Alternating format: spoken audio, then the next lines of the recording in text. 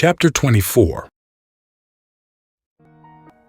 When a man hath taken a wife, and married her, and it come to pass that she find no favor in his eyes, because he hath found some uncleanness in her, then let him write her a bill of divorcement, and give it in her hand, and send her out of his house.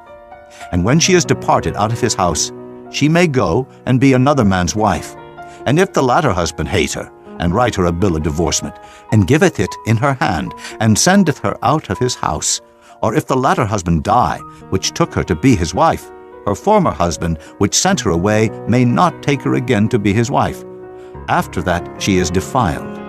For that is abomination before the Lord. And thou shalt not cause the land to sin, which the Lord thy God giveth thee for an inheritance. When a man hath taken a new wife, he shall not go out to war, neither shall he be charged with any business, but he shall be free at home 1 year, and shall cheer up his wife which he hath taken.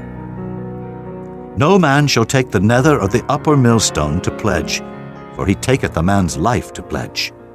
If a man be found stealing any of his brethren of the children of Israel, and maketh merchandise of him, or selleth him, then that thief shall die, and thou shalt put evil away from among you. Take heed in the plague of leprosy, that thou observe diligently, and do according to all that the priests, the Levites, shall teach you. As I commanded them, so ye shall observe to do. Remember what the Lord thy God did unto Miriam by the way, after that ye were come forth out of Egypt. When thou dost lend thy brother anything, thou shalt not go into his house to fetch his pledge. Thou shalt stand abroad, and the man to whom thou dost lend shall bring out the pledge abroad unto thee. And if the man be poor, thou shalt not sleep with his pledge. In any case, thou shalt deliver him the pledge again when the sun goeth down, that he may sleep in his own raiment, and bless thee. And it shall be righteousness unto thee before the Lord thy God.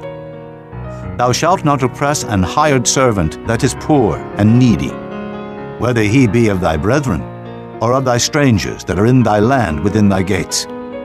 At his day thou shalt give him his hire, neither shall the sun go down upon it, for he is poor, and setteth his heart upon it, lest he cry against thee unto the Lord, and it be sin unto thee. The fathers shall not be put to death for the children, neither shall the children be put to death for the fathers. Every man shall be put to death for his own sin. Thou shalt not pervert the judgment of the stranger, nor of the fatherless, nor take a widow's raiment to pledge. But thou shalt remember that thou wast a bondman in Egypt, and the Lord thy God redeemed thee thence. Therefore I command thee to do this thing. When thou cuttest down thine harvest in thy field, and hast forgot a sheaf in the field, thou shalt not go again to fetch it. It shall be for the stranger, for the fatherless, and for the widow, that the Lord thy God may bless thee in all the work of thine hands. When thou beatest thine olive tree, thou shalt not go over the boughs again. It shall be for the stranger, for the fatherless, and for the widow. When thou gatherest the grapes of thy vineyard, thou shalt not glean it afterward. It shall be for the stranger, for the fatherless, and for the widow. And thou shalt remember that thou wast a bondman in the land of Egypt.